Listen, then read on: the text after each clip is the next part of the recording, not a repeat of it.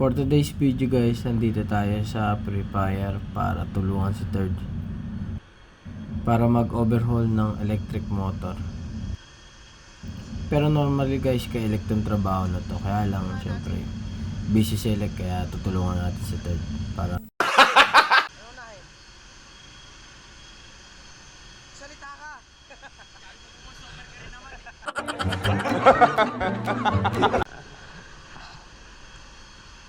bali na baklas na pala tong rotor, so papait bearing na tayo ngayon dito.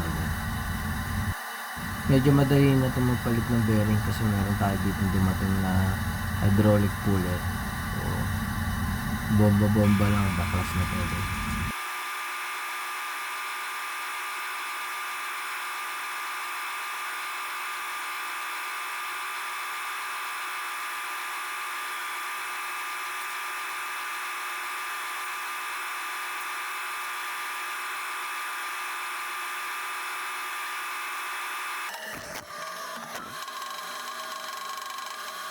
So pagtanggal ng mga bearing, konting linis agad, liliyahin na lang natin ng oil dito para mag-smooth na pagpasok.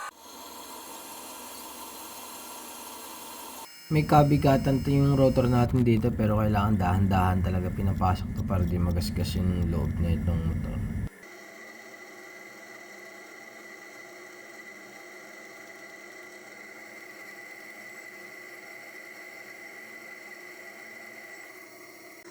So after matapos na itong motor, kakabitan natin yung flange.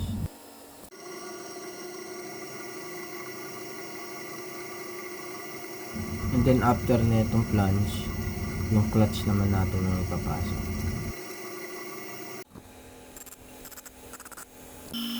Then pagkaupo nitong motor, kailangan may lapat agad yung belt natin. And once na lapat na yung belt, meron tayong special na stud bolt para hatakin yung motor natin para ma-align. Then after mahigpitan na ito lahat ng mga bolt, pwede na agad testing ni Third.